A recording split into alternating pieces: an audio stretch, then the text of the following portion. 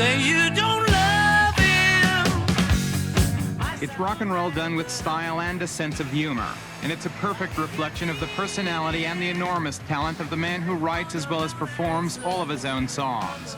On behalf of the Guinness Book of Records, McCartney was officially honored as the most successful musical composer of all time, having written 43 songs that have sold over 1 million copies. He's also now the most successful recording artist, with total sales of over 200 million records. Well, I'm hopeless at these kind of speeches and stuff. So I won't do one except thanks very much, everyone. Thanks, everyone, for coming. And thank you for this. All right, lads. Thank you very much. Terrific. Well done. You know, I was surprised. I knew that you had sold a whole lot of records, and a lot of them went gold and platinum and all those other colors that they have in the music business. But I had no idea there were quite so many, and that you were the #1 ever. I mean, it's quite an impressive achievement. It was pretty amazing, because I'd never counted up, you know. And to have them just sort of put it down like that, you are definitely the one who's done it. Oh, it's just flabbergasting. And despite the fact that you have received 17 gold albums for Wings and another one with Billy Preston, they still, the adjective used to describe you is still ex-Beatle, former Beatle, Paul McCartney of the Beatles. What really happened between you and John?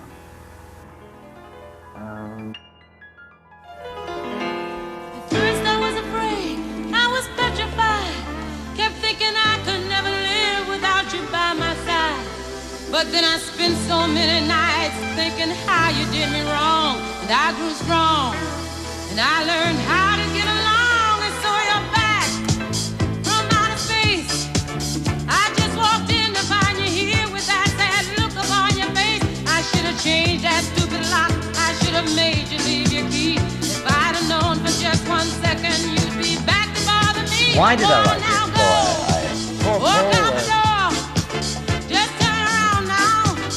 You're not welcome anymore. Weren't you the one who tried to hurt me with goodbye? You think I'd crumble? You think I'd lay down and die? Oh, no, not I. I will survive. Oh, as long as I know how to love, I know I'll be alive. I've got all my life to live, and I've got all my love to give, and I'll survive. I will survive. Hey, critics. No, not really, you know. The critics, like, they'll tell you one thing, you know, and a fan will tell you another thing, so... And critics are always 3 years behind. $60, yeah. 125. 60. How much have you been getting for your tickets? 75. How much? How much? What section is it? What is so exciting about a 33-year-old man? What is so exciting about him?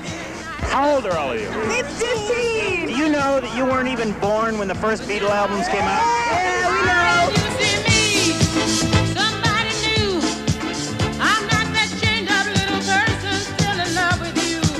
And so you felt like dropping in and just expect me to be free. Now I'm saving all my loving for someone who's loving me. Go on now, go. Walk out the door. Just turn around now. 'Cause you're not welcome anymore. Weren't you the one who tried to break me with goodbye? You think I'd crumble? You think I'd lay down and die? Outstanding. All I can say, I'm almost speechless. It's unbelievable. It couldn't have been any better. Sound system was good. I boogied all the way. Oh man, I just got off on all of it. It's fantastic. It was great. I came twice. Oh, it was excellent. I couldn't even believe it. Oh, they were excellent. Oh!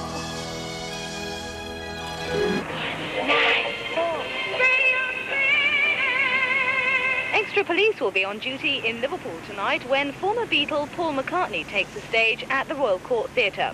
It's just great, you know. Because I queued up 26 hours to come and watch it. Yeah. 26 hours? Yeah. We got down there about 10 o'clock in the morning on Saturday and got our tickets about 11:45. Mr. Parker, what can you remember of Paul when he was at school, when he was in your geography class?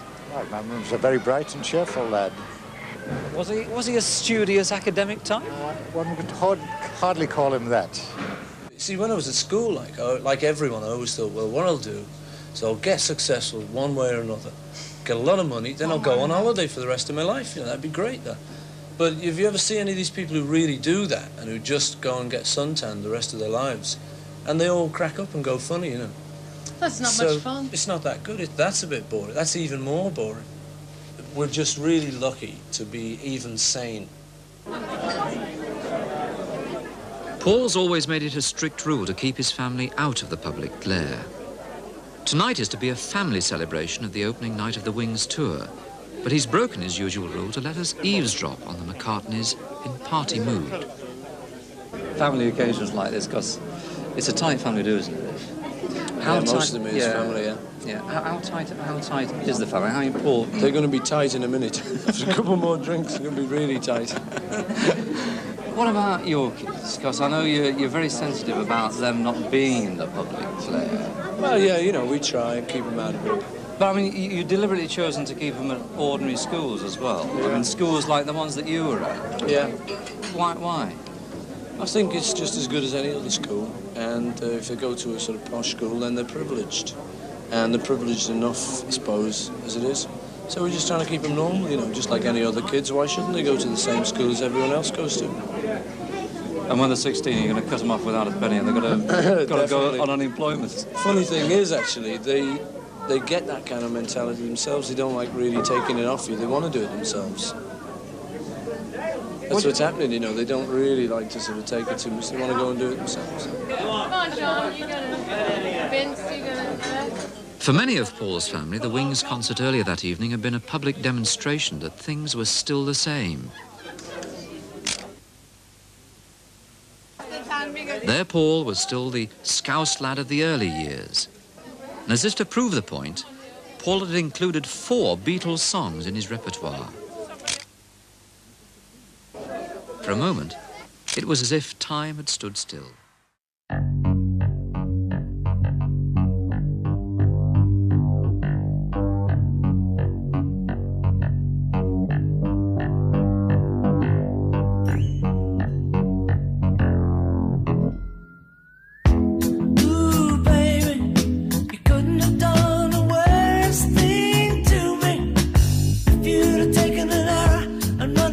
Through me. Ooh, ooh, baby.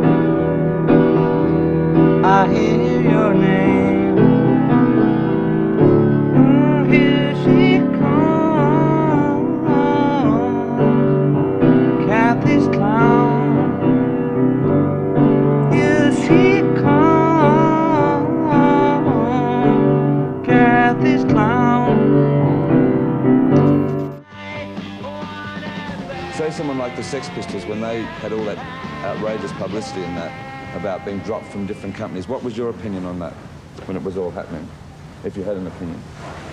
The only thing is that it was a shame that it all got manufactured so quickly, in a way. It would have been nice if they'd come out on a really sort of a hardy, independent label, I thought. Right. It's a shame that they jumped for those great, giant idiots, because, I mean, that's the perfect step not to take. I thought that the whole thing was really just like a game, you know, it was just like a big business game. The business people were saying, oh no, we don't want them. And they're going, whoa, we will. I don't think they've been very influential at all, musically, but I think probably they've opened a lot of doors for... Well, I mean, that was maybe a form of rebellion, a rebellious whatever for whatever reason. I mean, but when it starts getting violent and everything, then it can't be good. Now, to see whether they'll have any lasting effect, we've got to wait till like mid-80s to let some time go by. I mean, even the Boomtown Rats have had, what, 3 or 4 hits? Well, it's hardly time to be able to say that these guys are going to have some great everlasting influence. What do you think got into Sid to do what he did? I don't know, he always used to say all the time he's going to die before he's 21, and I just suppose he wanted to die, I don't know. Well, I mean, if you listen to the music, that's the enthusiasm for me, you know. The music's really good rock and roll. Right. And a lot of other people try it, but it took kids like that and the energy that they could bring to it to really rock out kind of thing. So I think that's the big thing for them. I mean, I don't go for the publicity and stuff, because that was always doomed from the start, you know, just overkill, and that. I feel sorry for them in that way, because, I don't know, it sort of did them in. But the music is just all I listen to, and it's really good music if you give it a listen.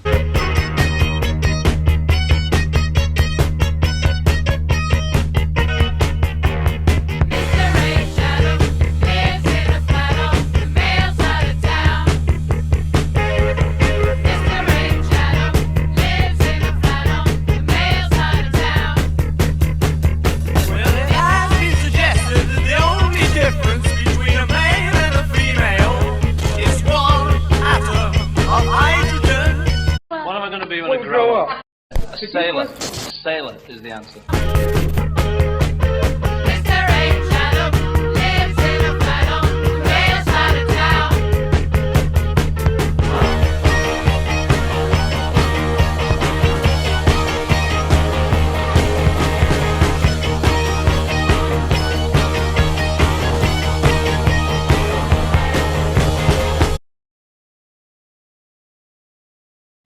Tape 1 in the ongoing life story.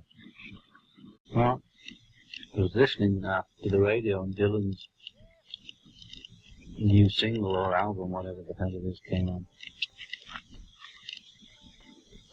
About everybody's got to get served. I mean, what was it? You've got to serve someone. You've got to serve somebody. So he wants to be a waiter now. He wants to be a waiter for Christ. The backing was mediocre by Jerry Wexler, and the singing was really pathetic, and the words were just embarrassing. So here we sit, watching the mighty Dylan and the mighty McCartney and the mighty Jagger slide down the mountain with blood and mud in their nails.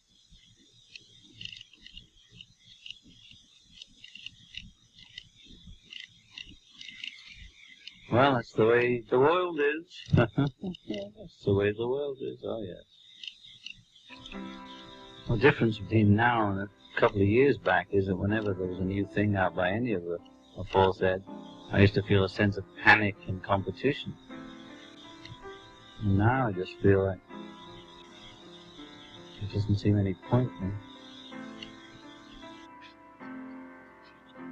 Well, I'm sitting here waiting to be taken out to view yet another group of houses for our country retreat.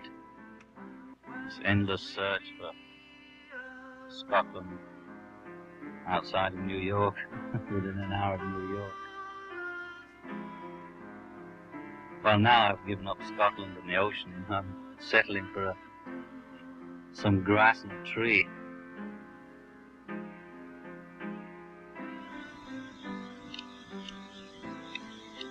Let's take a break. How do we break? Just put it off.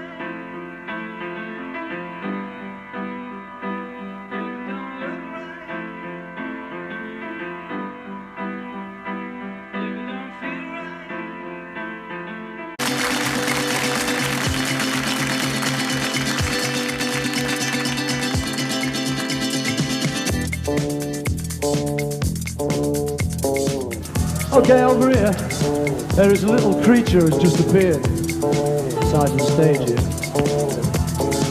And this fella here is not John Lennon.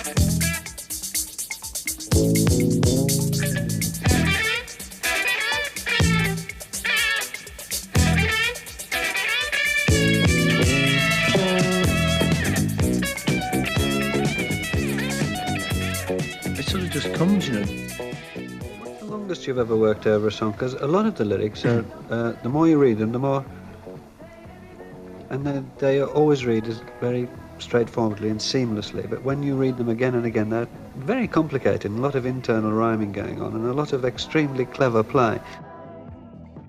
Well, you know, I'm a fan of all that the old-fashioned writing, you know, sort of Sammy Cahn's era, you know, Cole Porter. Did you feel after the Beatles broke up that you took a lot of stick for a little while after that? Yeah, well... Did it bother you? Did it bother me? Yeah. When the Beatles split up, John did a big kind of thing about me, kind of saying, you know, it's all muzak, it's a load of rubbish, and you couldn't rock if you tried and all that, which was all rubbish itself, of course, I think. But, you know, But I mean, in the end, I sort of decided I've got to be myself, really. You know, if I like all that, well, I just got to do it.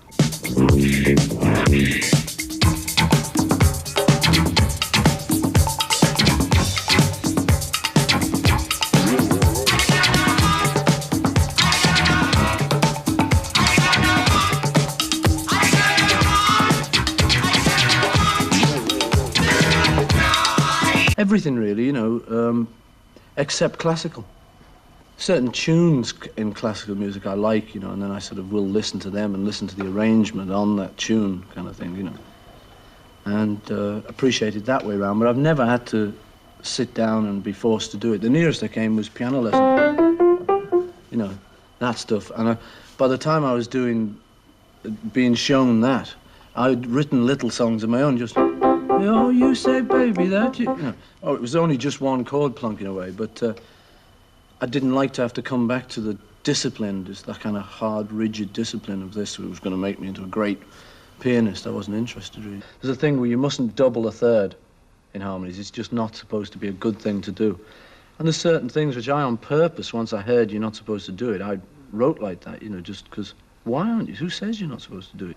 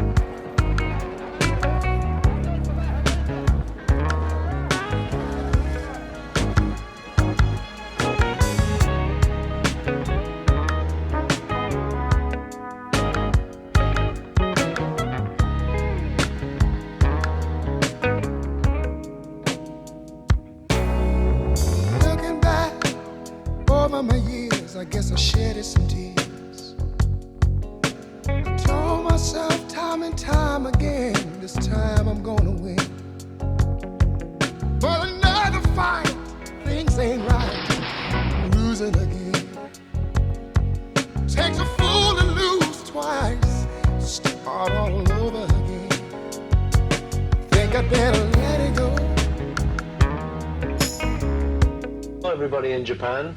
It's a long time since I've been there on your TV screens, I suppose. Well, here we are in England.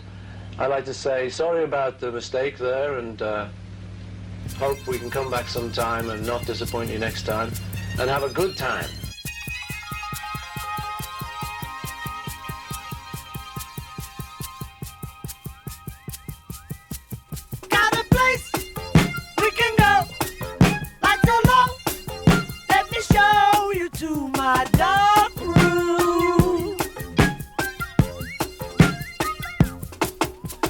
Come along with me to my dark room.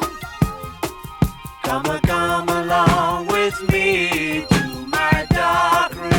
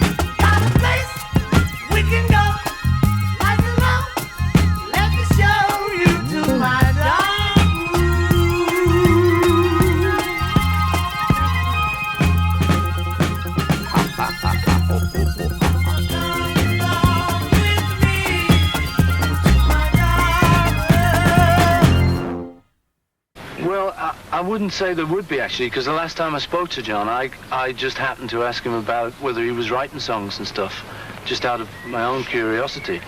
And he's told me he's kind of finished doing that, and he's not really into that. But, which when you say it to people, they say, oh, well, you know, this big disappointment, or he must have gone crazy, or something. But if you think about it, like, I mean, most of us do our jobs to arrive at a point where we no longer have to do our jobs, where we put our feet up and we can enjoy life for a change. And I think he's probably reached that point.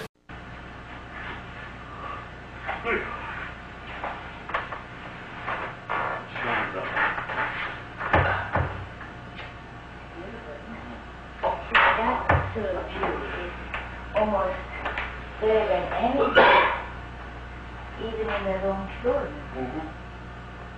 Because it's special in the sense that that's the opening. But very close to what we haven't got the world.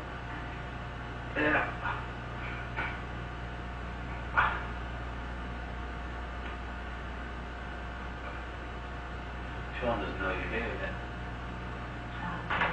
No, he's coming down. I hear him. He's getting dressed.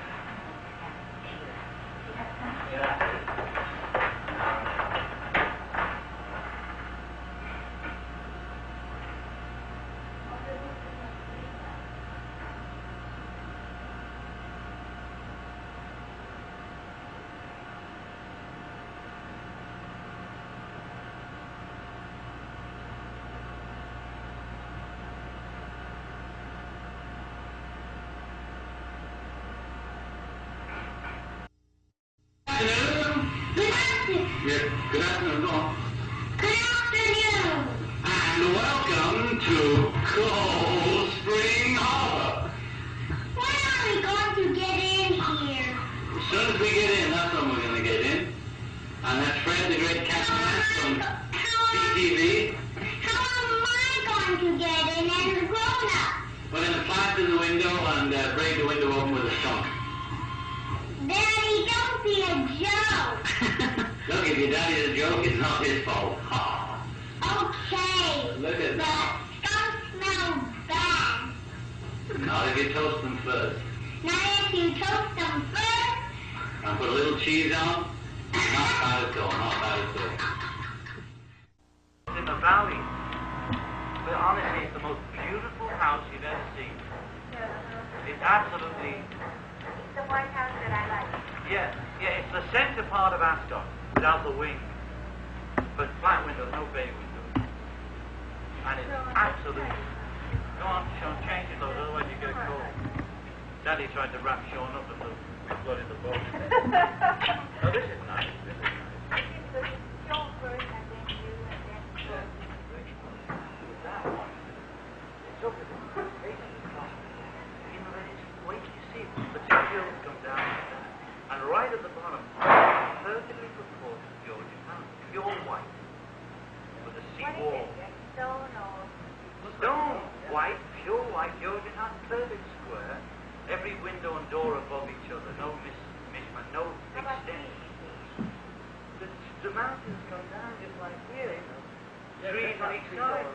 It's tree mountains down there, and it's in the valley on the bottom of the ocean level with a big sea wall at the bottom. And a lawn on top of the seawall. So it's not really right down by the mountain. It is right down. No, it's not. You're not listening. This is on a hill, isn't it? And I wanted to just go in for like about 2 weeks and just have a mess around and definitely not do anything for a new album and definitely not try and do anything properly and definitely experiment with anything, you know, and just any little noise I wanted to do. This was going to be total freedom. And I ended up, I kind of enjoyed it so much that I ended up keeping the machine for about 6 weeks. But that was all it was for, really. It was just as a private little thing, you know. But you were also, therefore, the engineer, the producer, the artist, everything. Yeah. I mean, do you think, in fact, that artistically, in the end, it's in fact made much difference? I don't know, really. I'm probably not the person to ask about that. Do you, in fact, as a songwriter of both words and music, regard one side as more important than the other? Which comes first? No, I think they're both as important as each other. Myself, I don't really feel like a lyricist. But I think at certain times I've done some good words. I feel easier with music. It's just the way I am, you know. Yeah. It comes easier, comes quicker. I can go away kind of now and have a song before I could have a set of words. In truth, it can be any way. But most of my stuff isn't like that. Most of my stuff, it's a tune looking for words. And do you think on a song like, say, Band on the Run, you might have missed out on a standard, if that matters, simply because the words are fairly obscure and aren't instantly accessible? Well, you know, but I don't know, really. I mean, I don't write for that, really. I just sort of comes into my head and stuff, and if it pleases me. I mean, you're talking about this album saying there's not a lot of stuff that's very good lyrics. So you've got one or two. No, but there are one or two that stick out for you. So some of the ones, like, you won't like, or may not like. I mean, there's a song there called Nobody Knows, which there's no way you could look at it as a set of lyrics and think that is strong lyrics. Because but for me, actually, the 12-bar boogie, really, isn't it? Yeah, but still, for me, I like the words on that. I mean, they're very simple. A lot of them have been done before. They don't actually say an awful lot, except they say nobody knows. And actually, the more you think about that, the more you think about all the millions of experts we have on the telly every night or everywhere telling us how to do it. And a year later, they're wrong, or they're out of office, or the world isn't flat after all. And so I attach like a lot of importance to just that idea of nobody knows, and that's the way I like it, just so nobody knows. It wouldn't be seen as a really good lyric, but you see the way I'm thinking of it, I think it is a good lyric. But I approach a lot of stuff in that funny kind of roundabout way, you know, rather than just looking at it and saying, that's a great bit of poetry. There's like other reasons why I think things make good words.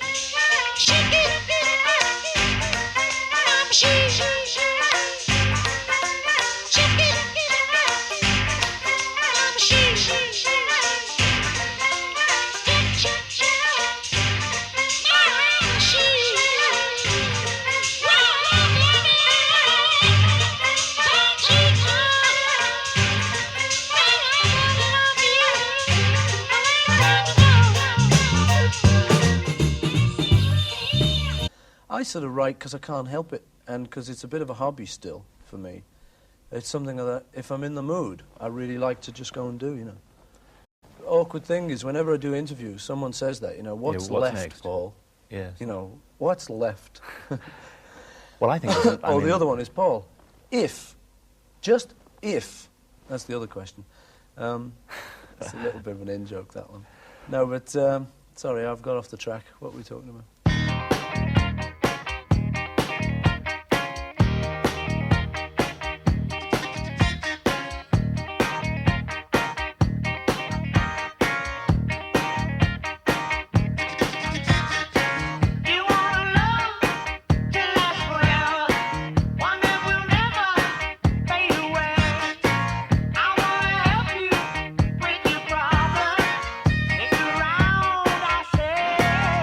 I mean,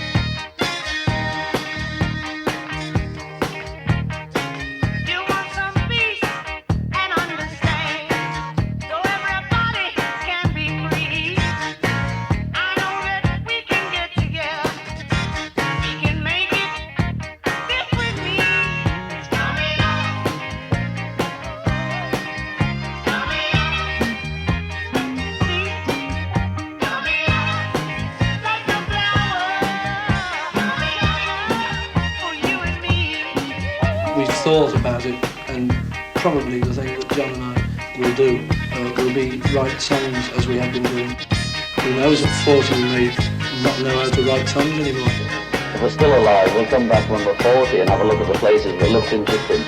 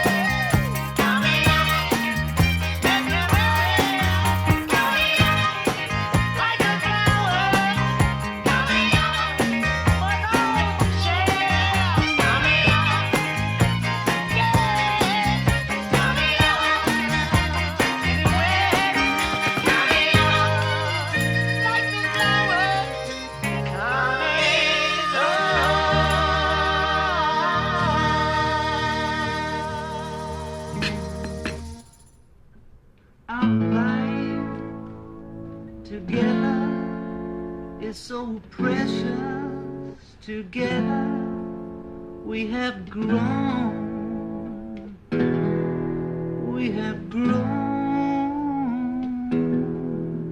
although our love is special.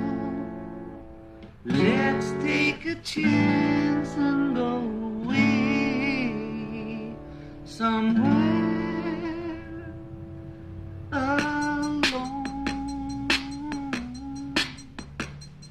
It's been too long since we took the time. No one's to blame. I know time flies so quickly. But when I see you, darling, it's like we both are falling in love again. Just like starting over.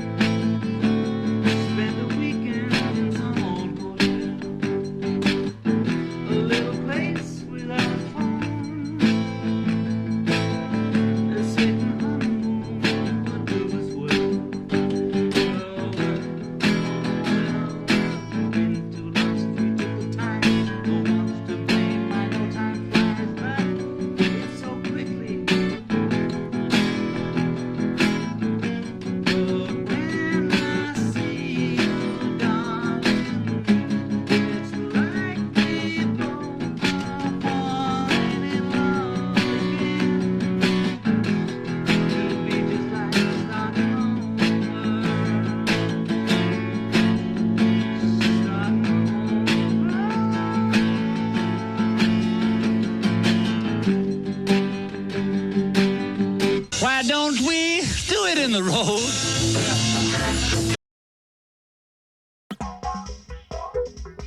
But this bit that somehow that you have this kind of responsibility to the world, and maybe you want to become Greta Garbo or something. Greta Hughes, I call myself. But why were they getting angry at me? You know, it's like, If I was dead, they wouldn't be angry with me. If I'd conveniently died in the mid-70s after a rock and roll album or Wars and Bridges, and that they'd all be writing this worshipful stuff about what a great guy, and you know, and wasn't he funny with a Tampax on his head? You know, all that stuff, like it's all right when you're dead, you see. And they'd all be saying, oh, what a great guy, and wonderful, wonderful, and that. But I didn't die, so that infuriated everybody that I would live and do what I want to do, you know.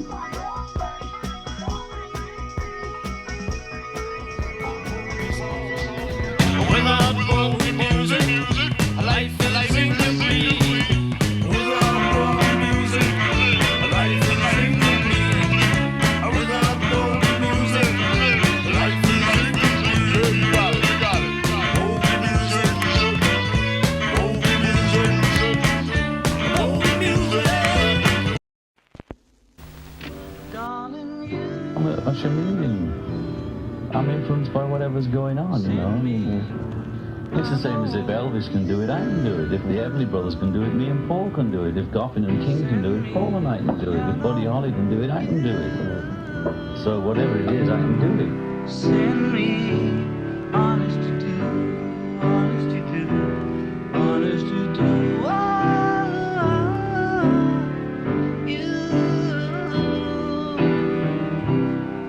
Thrill me, I know you. Thrill me, I know you. Thrill me, honest to do.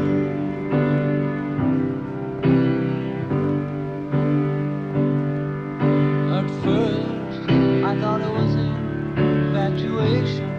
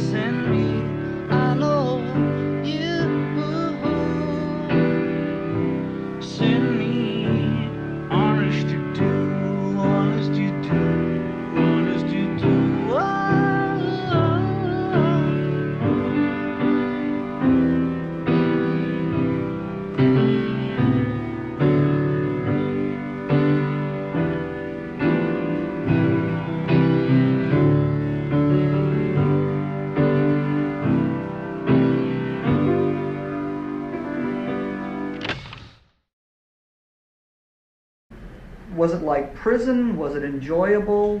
Did it cause a conflict in you when you felt that? At first, you're just an ordinary Joe rocking around trying to make a living.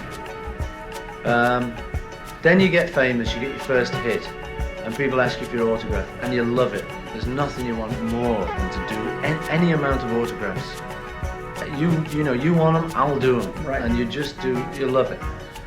That kind of wears off after about 3 or 4 years. You just suddenly start to think, wait a minute, what am I bloody signing for you for? You know, so and so. And I've come through another phase now of just thinking, oh yeah, it's okay again. So I've been like in and out of that phase. And fame's the same thing. I remember thinking at one time where I've come to some kind of point of no return, where no matter even now if I say I don't want to be famous anymore, I'll be like Bridget Bardot, where she'll be a recluse, but still very famous, or Charlie Chaplin. They want to get away from it. And I remember thinking, oh, well, that's no use, because, you know, they're going to be after me even more. So those kind of things do come in. I think it's a very weird thing, fame. The interesting thing for me is that the only people who can ever write about it or ever get near to even explaining it, most often don't want to, because it's the people who are famous themselves, rather than the analysts or the commentators on it. Because the commentators can't quite get behind that mask until they're famous commentators, and even then it's still not the same. It's still a different thing. So there is a very weird kind of double-edged sword to fame. Do you think that was John's reaction? Why he's sort of... No, I don't. I actually don't know, or don't really like to speak for John. But seeing as you ask me, like, my theory is just that he's done enough. He thinks he's done enough, in all the things he wanted to do, except being himself. And I think now he's actually just turned on to actually living his own life, sod everyone else. But it's not an aggressive thing, I don't think, from what I can see. There is a piece in your article which has John talking about his relationship with Paul that's simultaneously humorous and bitter at the same time. What type of feelings do you get that he has about George or Ringo, or specifically Paul, because it's Paul that he deals with in your interview? Well, he says he never really thinks about Paul at all unless somebody brings him up. But, you know, most of the time during the interview, Lennon is very much at ease with himself and the world, and somehow when the mention of McCartney, or the Beatles for that matter, there's an edge to it. There's a real agitation, you see. He jumps on the question.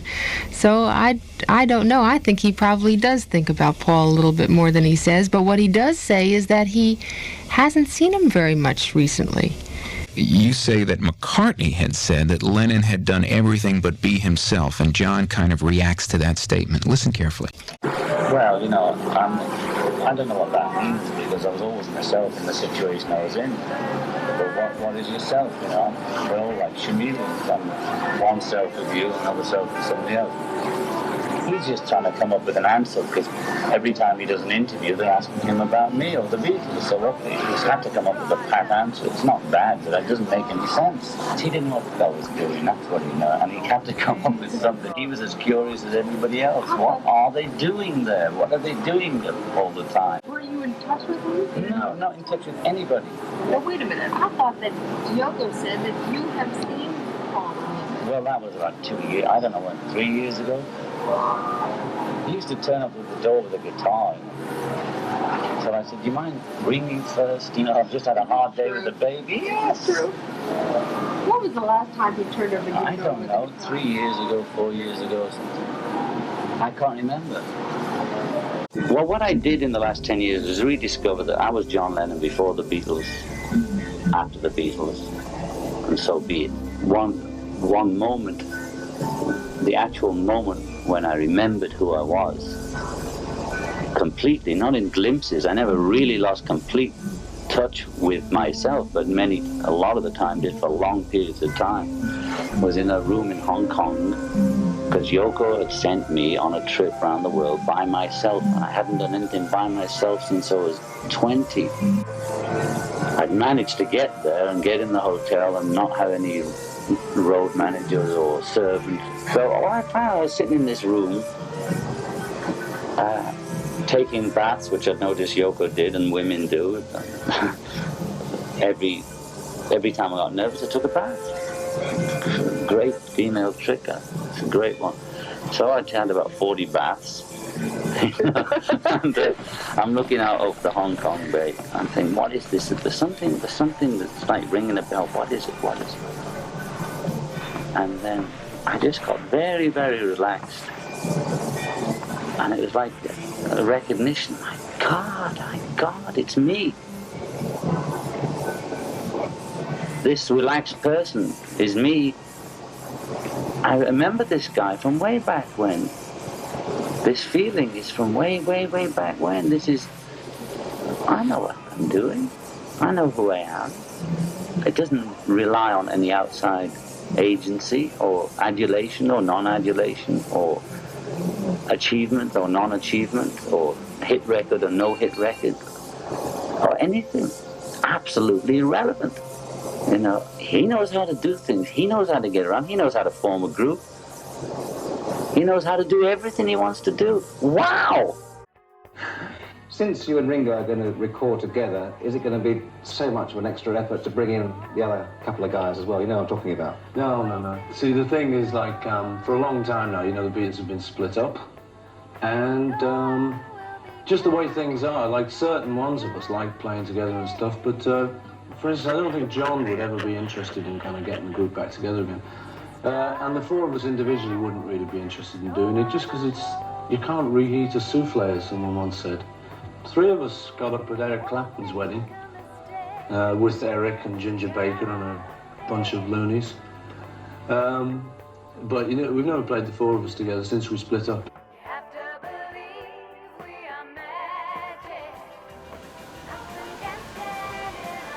To get there, I sailed there, and it was supposed to be a 5-day trip. It took 7 days. We had 3 days of storms. You and a crew? Me and one guy, captain, who was an ocean-going captain. My sailing instructor, who was just but had only sailed coastline sailing like Maine and Long Island before. He'd never been out in the ocean away from land before. He'd been out of sight of land, but not right on the ocean. And his two cousins, and it was the most fantastic experience I ever had. And one night, when the storm started, my instructor Tyler, he was there with me, but he was sick as a dog. He couldn't move. He was just sort of like that. And I was in a major storm for 6 hours, driving that boat, and keeping it on the course. And I was buried underwater. I was smashed in the face for 6 hours. It's incredible experience because it won't go away. You can't change your mind. It's like being on stage. Once you're on, there's no sort of getting off. And I had the time of my life. I was screaming sea shanties and shouting at the gods. I felt like a Viking.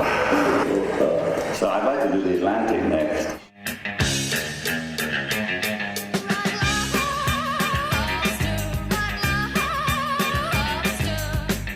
The ocean, his air hose broke.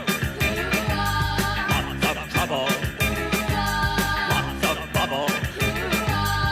He was in a jam, set a giant cloud.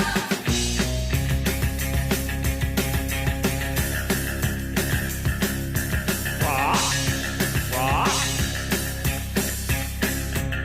Down, down.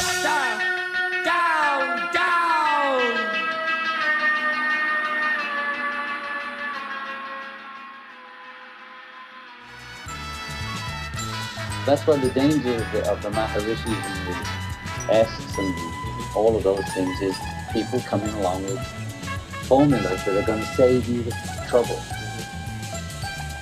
I've got the answer for you, all you have to do is get on your knees. It doesn't work. That's why people go running down at Billy Graham shows and nobody follows up what happens. Everybody knows nothing happens after. They go to because he's a good speaker and it's a good show. And then afterwards, after they've gone on down, like The Price is Right, then they go on home, Nobody controls me. I'm uncontrollable. The only one that can control me is me, and that's just barely possible. But that's what life is about, and that's the lesson I'm learning. If somebody's going to impress me, whether it be a Maharishi, or a Janov, or a Yoko, then there comes a point where the emperor has no clothes, because I do stupid things, I've done stupid things, I'm naive, but I'm also not stupid. So there comes a point where I will cease. Nobody can pull the wool that long. You don't need a beetle. If I'm a con, who needs a beetle? nobody can be that much of a con because, look, Maharishi lasted, 2 months or something, right? So then I must be the biggest con in the world because I was with him for 13 years, right? Because nobody ever said anything about Paul having a spell over me when I was with him for a long time, or me having a spell over Paul. They didn't think that was abnormal, 2 guys together, or 4 guys together. In those days, why didn't anybody ever say, how come those guys don't split up? What's going on backstage? What is that, Paul and John business? Yeah. Why, how can they be together so long? We spent more time together than John and Yoko in the early days, the 4 of us sleeping in the same room, practically in the same bed, in the same truck, all right, doing everything together. Nobody said a damn thing about being under the spell. In the early days, once we left Liverpool, we were living in each other's pockets, so we wrote constantly together. I always had an easier time with lyrics, although Paul is quite a capable lyricist who doesn't think he's a capable lyricist, therefore he doesn't go for it. Rather than face the problem, he would avoid it. you know. But in the early days, we didn't count lyrics at all, you know. As long as it had some vague theme, she loves you and he loves him and they love each other. It was the hook and the line and the sound that we were going for, which is still my attitude, because I can't leave the lyrics. What about alone? I have to make them make sense apart from the song. Well, I don't want to lead you on, but I think most people agree with you. Lyrics have become complex, interesting, thoughtful, whatever. I don't know. Pause. I don't know if Paul's made an effort to do it. Yeah, but he hasn't made any effort to. Maybe he believes that I was the lyricist and he wasn't, therefore he can't do it. It's not true. There was a period when I thought, I don't write melodies, I just write rock, straight shouting rock and roll. Paul wrote melodies and I didn't.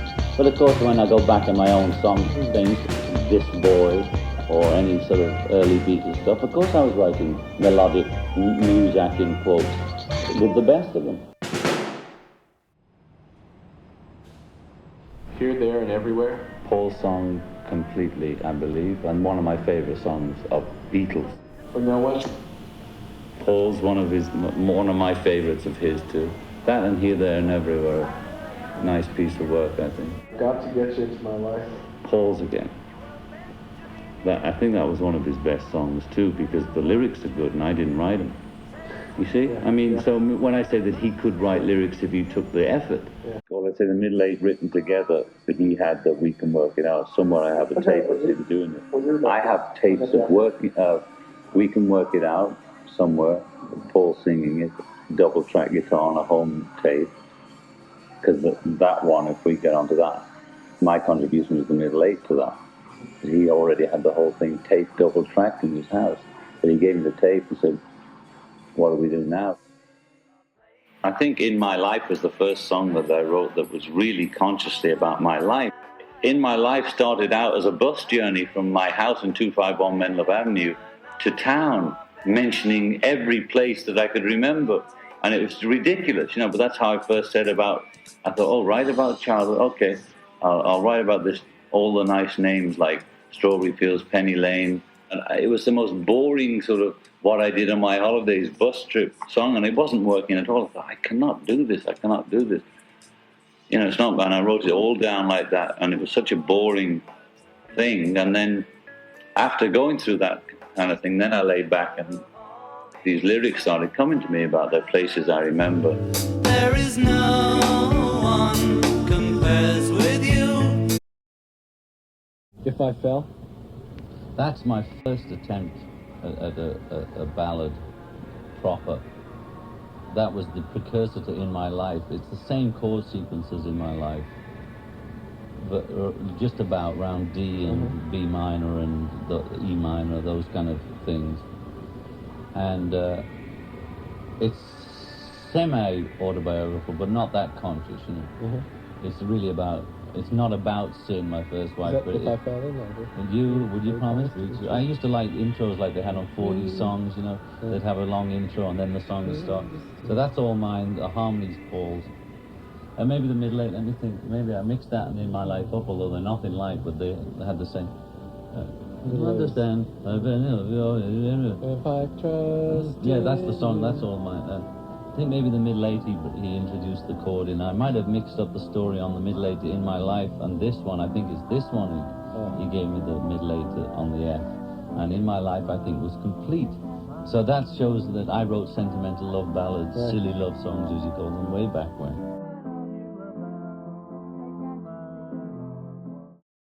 Hey Jude? Hey Jude is Paul's. It's one of his masterpieces. Was that when he came and said, listen to this song? I don't think I had anything to do with it. Ask him. He said it was written about Julian, my child, because he knew I was splitting with Sin and leaving Julian then.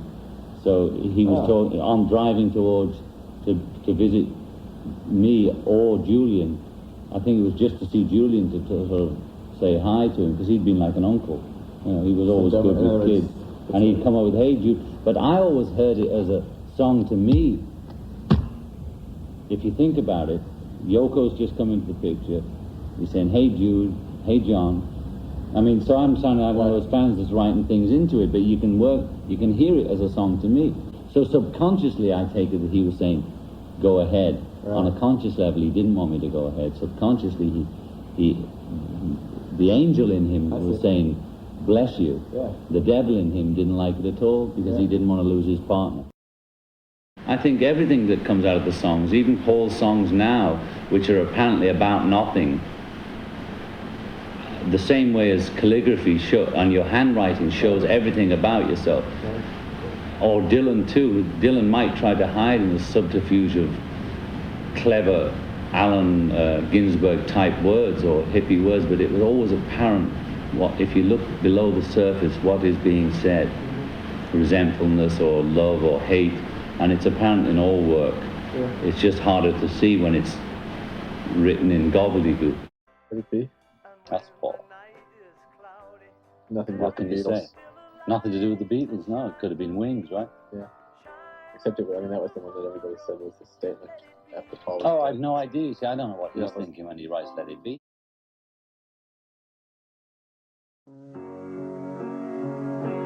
The early stuff, the Hard Day's Night period, I call it, the early period, was the early what I'm equating it with the sexual equivalent of the beginning of a relationship of people in love. And the Sgt. Pepper Abbey Road period was the period of maturity in the relationship. And maybe had we gone on together, maybe something more interesting would have come out of it. It would not have been the same. It would have been a different thing, but maybe it wouldn't either. Maybe it was a marriage that had to end. You know, some marriages don't get through that phase.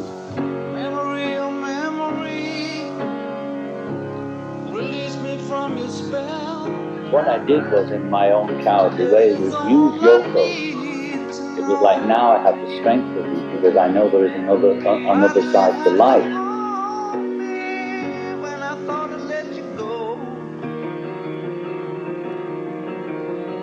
He even recorded that all by himself in the other room. That's how it was getting those days. We came in and he made the whole record. Him drumming, him playing the piano, him singing. No, just because it was getting to be where he wanted to do it like that, but he couldn't maybe he couldn't make the break from the Beatles. I don't know what it was, but you know, I enjoyed the track, but we all, I'm sure, I can't speak for George, I was always hurt when he knocked something off without involving us.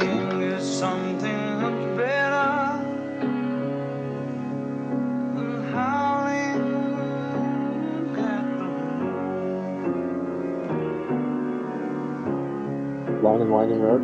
Oh, yeah, that was it. He had a little spurt just before we split. I think the shock of Yoko and what was happening gave him a creative spurt of Let It Be, Long and Winding Road. Because that was the last gasp from him. Why do you have to hold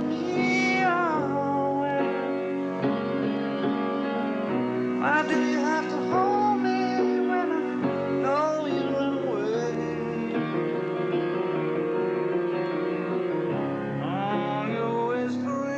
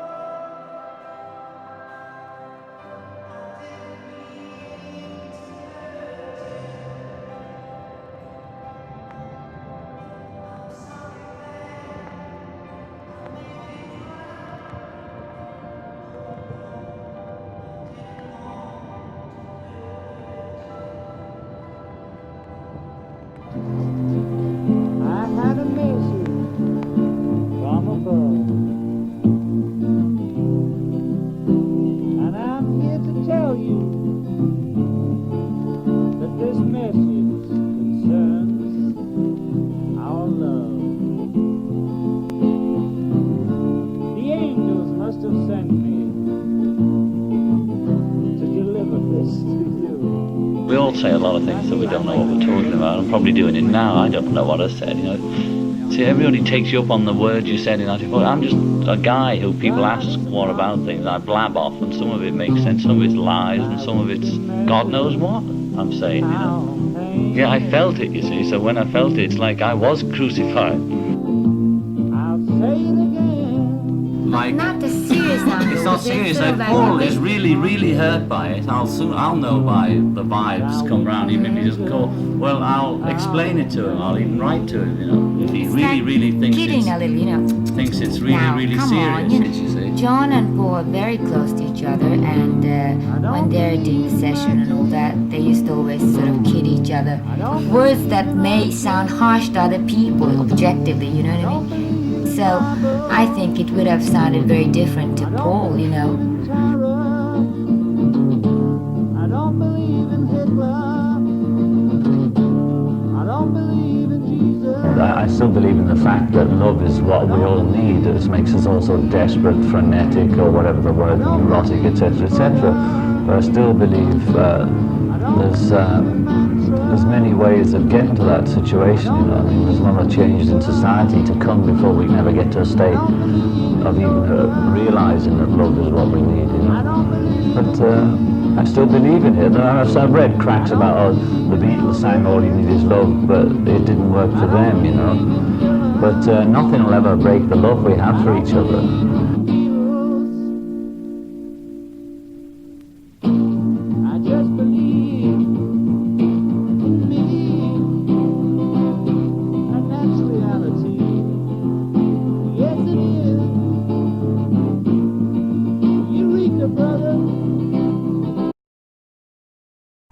That's what happened, you know. We just got so self-involved that I did free myself physically from the Beatles, but not mentally. Mm-hmm. Mentally, I was still carrying them around in the back of the head.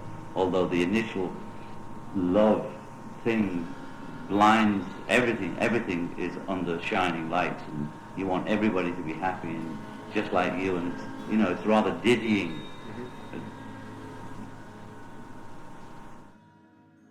Real love, take one. Gilbert and Sullivan. I always remember watching the film with Robert Morley and, you know, thinking, we'll never get to that.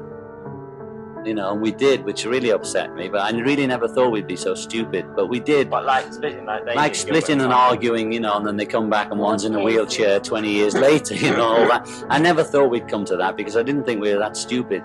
But we were naive enough to let people come between us, and that's what happened. But when you get your lawyers and they say don't talk to the other party unless there's a lawyer present, then that's when the drift really starts happening. And then when you can't speak to each other without a lawyer, then there's no communication. You're never allowed to speak your own mind. You have to talk in double Dutch. You have to spend all your time with a lawyer, and you get frustrated, and you end up saying and doing things you wouldn't really do under normal circumstances.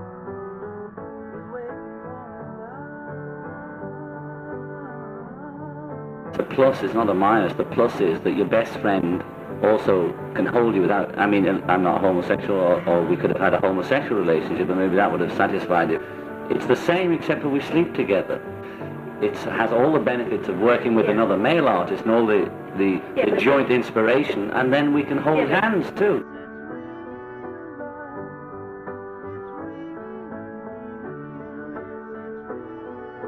There's one name that has not come up in our discussion. Who's that? Paulie. Yes, he did. We could call him in. I object to that Paulie business. Mr. McCartney, his name will Paul. Paul, yes.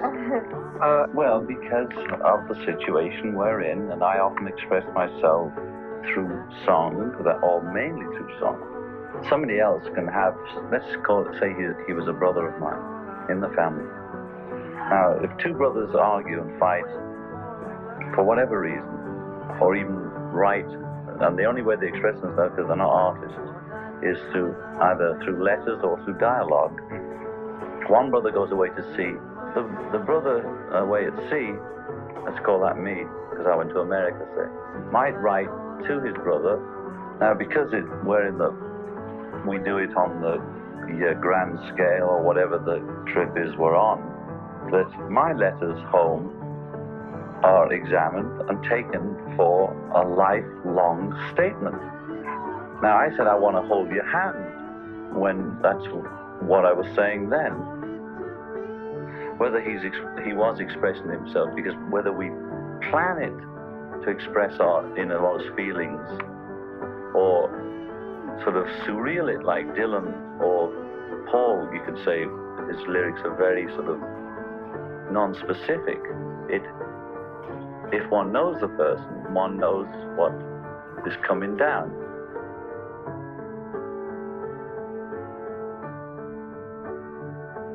I've compared it to a marriage a million times, and I hope it's understandable for people that aren't married, or any relationship. It was a long relationship. It started many, many years before the American public, or the English public for that matter, knew us. Paul and I were together since he was 15, I was 16.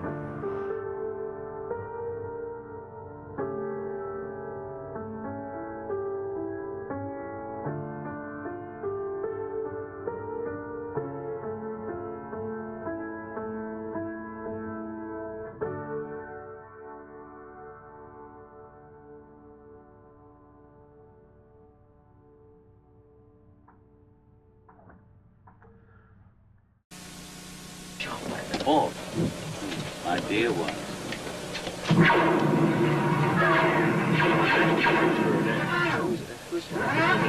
It was originally Paul. There's another one where he called me up and say, we're going to be in this movie, he's talking about making a movie, and so we just, let's make a movie, you know. He says, write a bit, so I just wrote dreams that I had down. I'm trying to recreate that.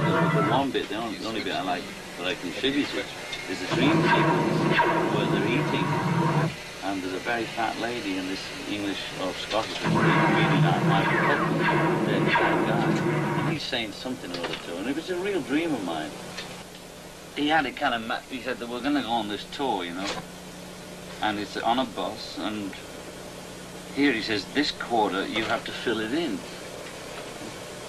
So I said, well, how long have I got? You know, you got 2 days. Oh, I have. Okay. So I got 2 days, so I'm trying to fill in he has an hour written like that. And would each of you going to do 1 quarter, or he? Well, he was dividing up a bit like a record, you know. But the fact is, he'd written about 10 songs. I had none. You know, I had Walrus. There's only one John song in that film. I mean, it's entirely me. I contributed to the Mystery Tour songs. And what else is there? He's got Through the Hill and Coming Down the Steps, Mother, and We Should Know, whatever. When it was finished, what did you think when you saw it? Oh, I loved it, you know, because it was a trip. So everybody was down on it, but it's all right. It's pretty. So what? So was the first album.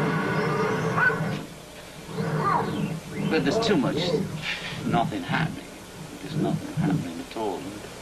But there's some nice moments, the dream sequence. Mother Should Know is a nice sequence, coming down with all those silly suits on. You know. Did the reaction surprise you? Yeah, but they were gunning for us before that. And what the BBC stupid idiots did, they showed it in black and white first. Can you imagine? Around Christmas on BBC 2.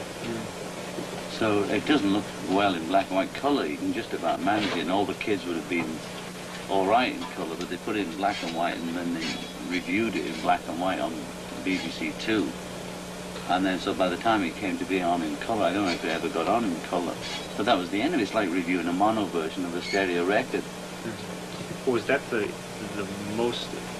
time that the band got the most criticism from the outside? Oh, I don't think so. The reviewer from Me to You was Below Par Beatles and the NME, so it started then. Below Par, we'd only had 2 bloody singles out. And I thought the Coming Up was great. And I like the freak version that he made in his barn better than that live Glasgow one, you see. The one that's on the album? The one that's with speeded up voices? Yeah, I think that's... if I'd have been with him, I would have said, yes, that's the one too. And I thought the record company had a nerve changing it round on him. But, you know, I know what they mean. They want to hear the real guy singing. But I like the freaky one. Stevie Wonder does it. Nobody moans at him. So in a sense, you weren't So comparing as much as you might There's have no been. comparison for me, because I mean, comparing artistically and comparing sales-wise and stuff? oh, sales-wise, forget it. He always had more fans than me in McCartney, so there's no comparison on that level, and the other level doesn't, I don't think it counts. I think it's like comparing, I don't know, Magritte and Picasso, if you want to put it on that level, or whatever. How can you compare it? You know? Was there any sense of competition when you were... It's like comparing Goldman and Van Gogh. They were friends. Did you feel like you had this band? Like, did you try to come up with songs that were... did you work kind of like he had a better song than you? When we were all together, there was competition. No. Yeah, there was always competitiveness between all of us. The space and time. Was there any song when you came in that you really were impressed by that was the real... If I'm impressed, I'll run away and write one. If you're impressed by him, you mean... Oh, if I'm impressed by a record on the air, I immediately I want to write. Warren Beatty said that about movies. A great movie is one that makes you want to make a movie. I wish I'd made that. Shit, I'd go right out and make it. That's like the combination of the human beings, the combination of the artist? I don't know which it is, but it's that bit. He said it, and it's right. If I hear a great record, I immediately want to make it.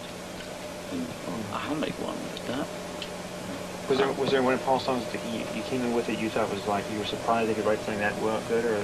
No, he never surprised me, because it was like, you can be surprised by your brother from age 15 on. Not surprised, but I think, he's going there. Well, I'm going here.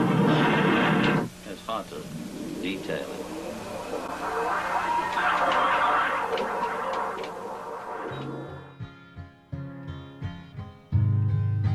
One of these days, when a job just takes too long,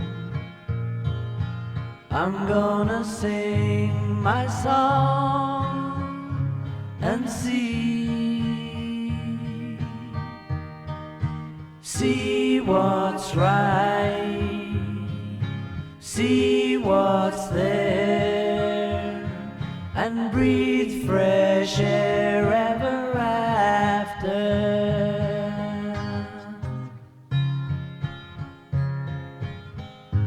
It's there, it's round, it's to be found by you, by me. It's all we ever wanted to be.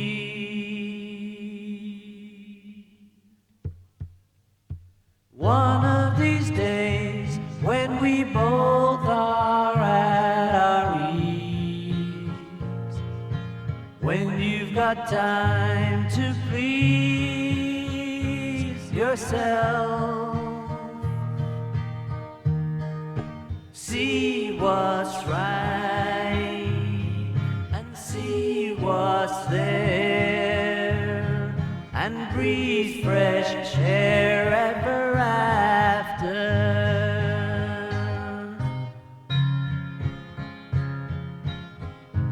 It's there, it's round, it's to be found by you, by me. It's all we ever wanted to see.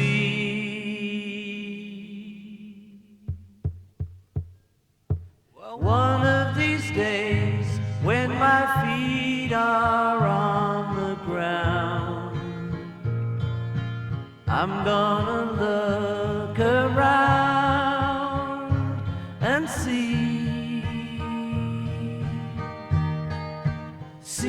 what's right and see what's there, and breathe fresh air ever after. Ever after. Breathe fresh air ever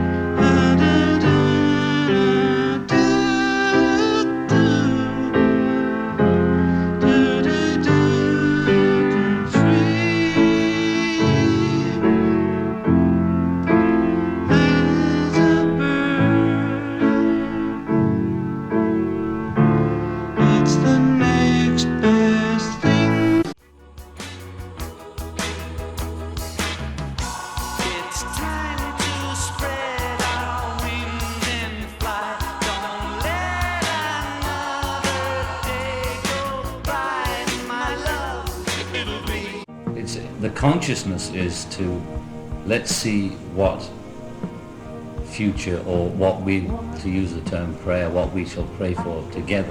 Yeah. Let's make it stronger by picturing the same image, projecting the same image, and that is secret. In the fantasy, of course, in the fantasy world, and you think about fantasy as separate from reality, but fantasy is almost like the reality which is to come, you know. So in that fantasy world, of course, someone like George Orwell would have created 1984, which is the general trend of the male species, I think, up to now. Which is, you know, it's sort of, He caught. I agree with that. That's what she told me since we met. So interesting. That's yeah, why it's- I said it badly this afternoon. And it yeah, was. but you know, like H.G. Wells, you know, and all that. People say incredible what they said happened. Of course, it's not prophecy. It's like a form of prayer, and you know, It's it's what they negative call it, prayer. wish fulfillment. Good morning, everybody. Happy Thanksgiving. I'm David Hartman with Joan London. Somewhere in New York. Somewhere in New York at this moment, anyway. 27th of November. It's Thursday right now. Ah, there's McCartney. Did you see? There he is again. Look at that. Wave. Good morning. Morning, McCartney. Somewhere in England. And we'll be talking with Paul just a little bit later. Hi-ho. Good morning, David. It's Beatlemania time again. It's not a reunion, but it's close. Ringo Starr is getting by with a little help from his friends. George Harrison and Paul McCartney have both done songs for his new album, and Ringo has just finished doing a prehistoric movie comedy called Caveman with his co-star in real life, Barbara Bach. The busiest ex-Beatle is Paul McCartney, and his new concert movie opened in New York yesterday. Rock Show is a pure concert experience translated to film. McCartney has wisely avoided the cliches of rock tour movies. Who cares what goes on behind the scenes on the road? It's the music that counts and has always counted with McCartney. Linda, what was your first impression of Paul? Was he your favorite? Did you find him, as we said earlier, kind of... Yeah. My favorite of what? No, he wasn't my favorite. He wasn't? Who was? No, he soon became my favorite, mind you. She liked John better. Joan London. John. Sorry about that. Oh, she did like John better? John. Yeah? So, I mean, what taste? You know what I Just mean, shows Dave? you, doesn't it? Paul is He's a not new a thin man, he's a Beatle. Excuse me, lights again. Paul, there's a new interview out that John, you mentioned John a while ago, Lennon did. Yeah. And he talks very openly without going into details, but he seems to have a lot of resentment, competition with you. And he says you kind of died creatively in a way, and he didn't keep track of you, but he said Long Winding Road was your last gasp. How? He seems resentful of you. Do you know why, or? I don't know. I can guess and stuff, you know, but I'll tell you, after all of that stuff has sort of gone down over the years, I actually kind of keep a bit quiet now, because, I mean, anything I say he gets resentful of. So, I don't know, really. I mean, it's just a weird one, you know. I don't quite know why he thinks like that. I mean, what do you do about that? I really just shut up these days about it. I think it's the best policy, David. And you go ahead and keep writing wonderful music and taking care of your family. Yeah, well, listen, I mean, I'm enjoying myself. You know, I'm having a good time, and I don't think I've had my last gasp. So, you know, I mean... You sure don't look it.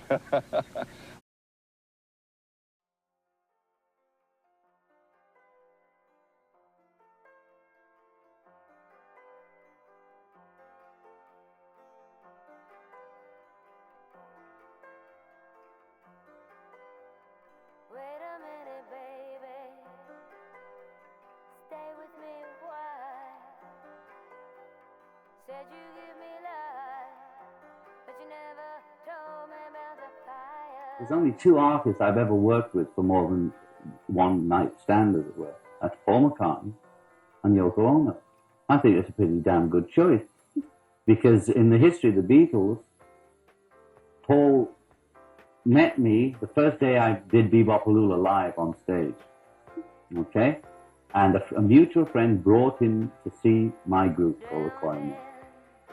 And we met and we talked after the show.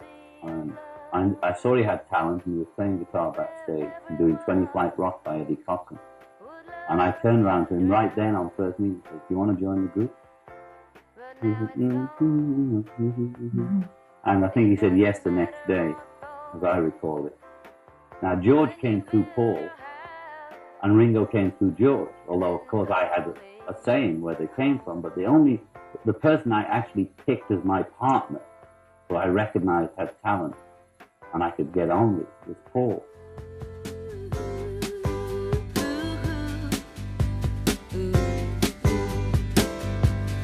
And it was just like a great dark wing within the wings of a storm. I think I hadn't met my match. He was singing.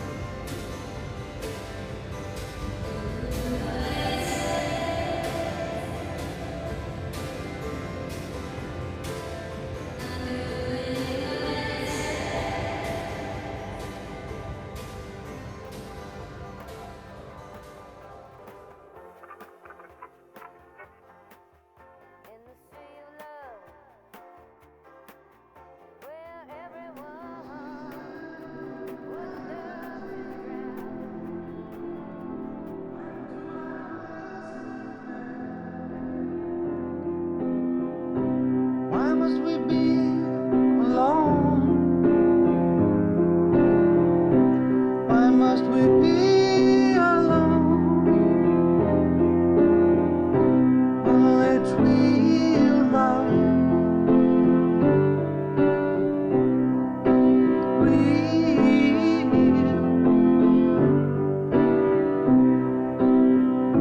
What we're doing this year, though, is we're kind of taking it a little bit easier because we're pregnant. I'm pregnant, so I've got to take it easy.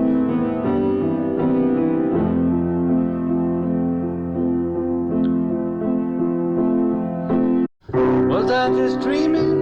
Or was it only yesterday? I used to hold it in my arms,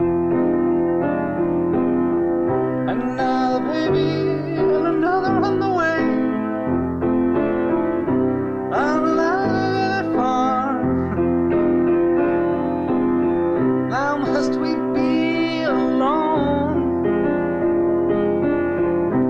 Wow, wow, wow, wow, wow, wow, wow.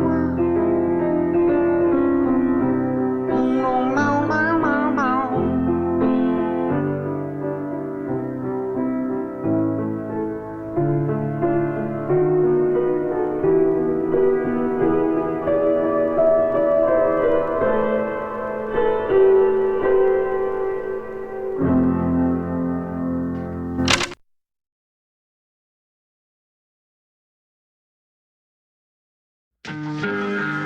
Time will tell where the real magic lies.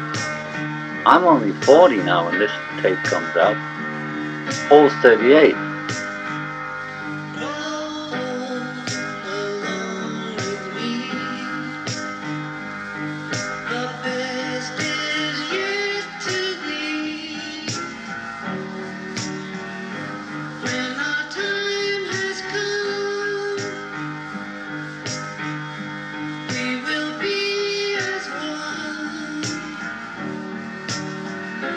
God bless our love.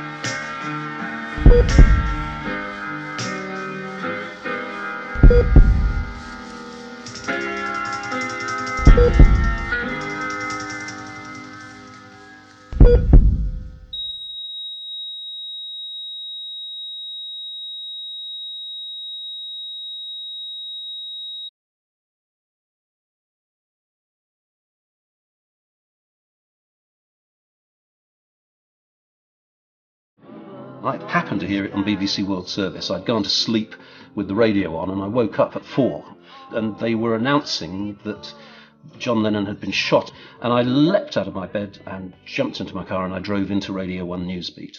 And I suddenly see in my phone book, I've got Paul McCartney's home telephone number. I thought about it because it's a kind of nerve-wracking and responsible thing to do, but I did phone the number, and somebody answered the phone. I asked if they knew about John, and they didn't. And so I passed it on and said, could Paul phone back to Newsbeat, because obviously we would value a comment, but would appreciate that he may not be able to. And today's headlines: after the murder early this morning of the former Beatle John Lennon, police in New York have arrested... Suddenly one of the girls came through and said, Richard, Paul McCartney on the phone. So I went to the back office, the editor's office, and shut the door, and had a long conversation with Paul, who wouldn't go on air. He was so upset, and we talked about John, and we talked about plans that he tells me in the phone call he and John had to get together and try and write music together again, that would have been happening that December. But the studio they wanted to use was booked out, so they didn't work together, and they were hoping to meet up in the new year.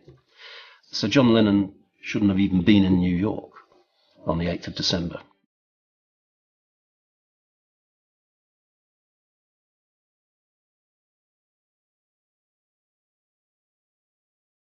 Second album in the can, and the Ringo album getting ready to go. And you were going to be going out and doing the Ringo album with him. With Paul.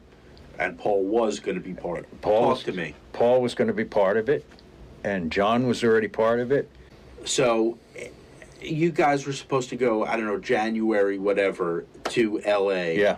He was saying to you, Paul is going to join us. Oh, yeah. Yeah. And this is without him even talking to Paul. They had spoken. They had spoken about this? Oh, sure. I mean, not in front of me, but I know that Paul and John were talking. Wow. Oh, yeah, they were talking.